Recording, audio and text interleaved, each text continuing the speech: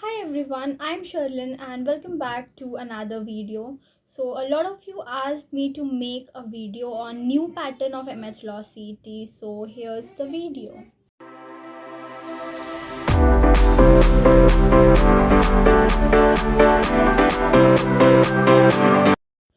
So what are the changes? तो पहले जो पैटर्न था वो थोड़ा डिफरेंट था, अभी जो है वो डिफरेंट हो गया. Pattern in the sense pattern तो सेम ही है, MCQ based online exam, but the difference is जो टोटल नंबर ऑफ क्वेश्चंस है वो चेंज हो गए हैं and weightage of each section, her section का जो वेटेज नंबर ऑफ क्वेश्चंस थे वो चेंज हो गया है.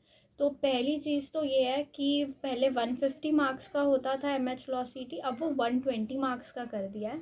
एंड बाकी जो सेक्शन वाइज है वो भी वेटेज जो है वो चेंज हो गया है.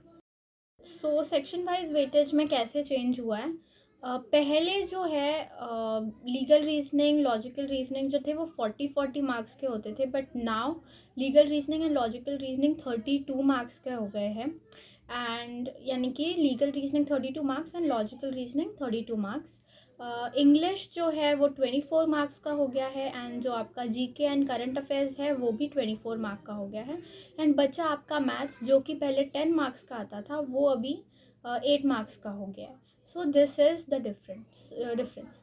सो क्या अब स्ट्रैटेजी चेंज होगी? So I would say no, the strategy will remain the same because pattern and जो सिलेबस है वो तो सेम ही है, उसमें तो कोई चेंज नहीं आया है. So there is no need to change anything. जो पढ़ने की स्ट्रैटेजी है वो सेम ही रहेगी जैसा मैंने प्रीवियस वीडियो में बताया था ओल्ड पैटर्न वाले.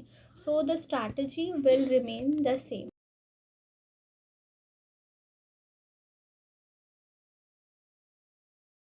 So now I talk about कि स्ट्रैटेजी क्या होगी और क्या रहनी चाहिए.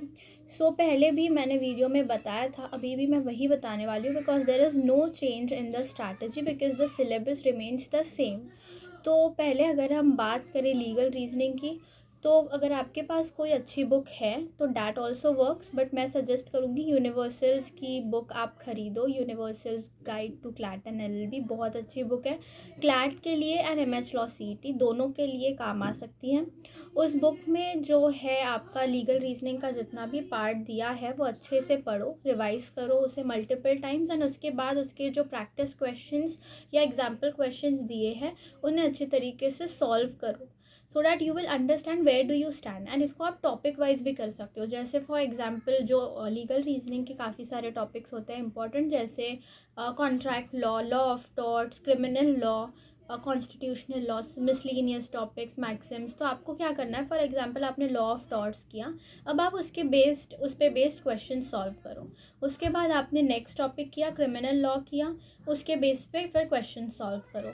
सिमिलरली फिर आपने कॉन्ट्रैक्ट लॉ किया तो उस पर बेस्ड क्वेश्चन सॉल्व करो. ऐसे टॉपिक वाइज भी आप सॉल्व कर सकते हो.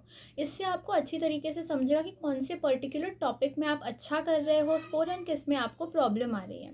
ठीक है, जैसे कि फॉर एग्जांपल आपको पता चला कि आप criminal law and law of torts में काफ़ी अच्छा स्कोर कर रहे हो, बट कॉन्ट्रैक्ट लॉ में आपका स्कोर कम आ रहा है या आपको समझने में दिक्कत आ रही है, तो उसको आप ज़्यादा टाइम दो. इस तरीके से आप लीगल रीजनिंग प्रिपेयर कर सकते हो. बस की एक ही है कुछ चीज़ों में, जैसे जो थ्योरी वाली चीज़ें होती है, ओके आई अंडरस्टैंड कंसेप्ट भी है इसमें बट थ्योरी भी है, तो जहाँ थ्योरी वाली चीज़ें होती है वो आपको थोड़ी सी याद भी रखनी होती है, तो उसकी एक ही की है कि मल्टीपल टाइम्स आपको रिविजन करना पड़ेगा. So now talking about logical reasoning, तो मैंने पहले भी वीडियो में बताया था, I am telling the same thing again, कि सबसे पहले यूट्यूब पे बहुत सारे वीडियोस अवेलेबल हैं रीजनिंग को लेके, तो आप उनमें से अच्छे से देख लो कि कौन से टीचर का, कौन से चैनल का आपको सबसे अच्छी तरीके से समझ आ रहा है एंड आप उनकी पूरी सीरीज़ देन फॉलो करो. रीजनिंग की हर एक टॉपिक, जैसे मैं एक दिन में 2 टॉपिक्स करती थी, फॉर एग्जांपल आज सिलॉजिज्म एंड सिटिंग अरेंजमेंट कर लिया, कल 2 दूसरे टॉपिक कर लिए, ऐसे डेली मैं यूट्यूब से 2 टॉपिक्स देखती थी एंड उनके प्रॉपर नोट्स बनाती थी एंड उनके साथ ही मैं क्वेश्चंस भी सॉल्व करती थी. तो इस तरीके से आपका लॉजिकल रीजनिंग बहुत अच्छी तरीके से हो जाएगा. बस इसके इंपॉर्टेंट टॉपिक्स आपको अच्छे से करने हैं, जैसे syllogism, sitting arrangement, assumption based, argument based questions ये काफ़ी ज़्यादा पूछे जाते हैं. तो ये हो गया for your logical reasoning. Not talking about current affairs and GK, तो मैंने पहले भी बताया कि एमएच लॉ सीईटी में जो जीके है वो ज़्यादा पूछा जाता है एंड करंट अफेयर्स कंपेरेटिवली कम पूछा जाता है। सो आपको क्या करना है, जो आपकी जीके के लिए, स्टैटिक जीके पार्ट के लिए जो आपकी यूनिवर्सल्स की बुक है या आपके पास कोई और बुक होगी, उसमें बहुत अच्छे से सिलेबस मेंशन है।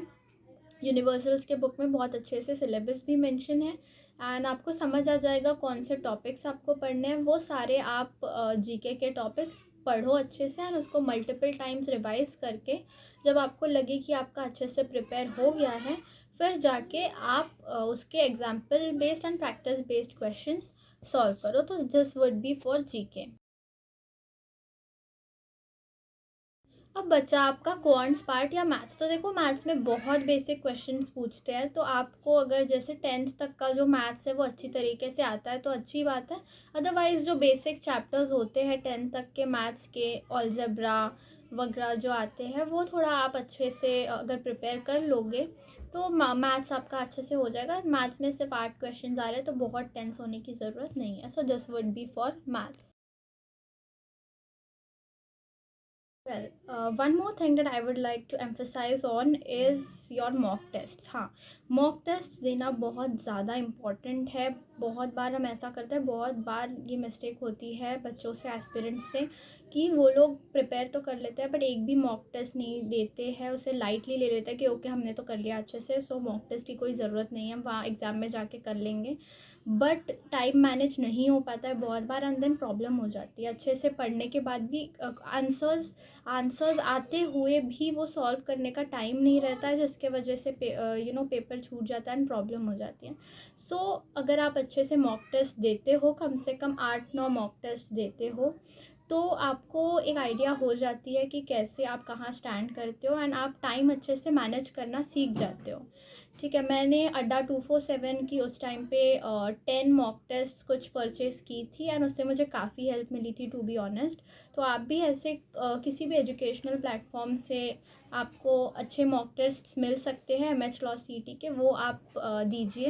एंड जो मॉक्स का लेवल होता है ना, थोड़ा सा टफ होता है as compare to the real exam, तो इसलिए आपको डरने की ज़रूरत नहीं। अगर मॉक्स में अच्छे नंबर नहीं आ रहे हैं, इसका मतलब है आप अच्छे स्टेज पर हो, अच्छे लेवल पर हो, क्योंकि वो टफ़ देते हैं तो आपको टफ़ क्वेश्चंस की भी प्रैक्टिस हो जाती है, तो जो रियल एग्ज़ाम है उसमें आप अच्छे से और परफॉर्म कर पाते हो।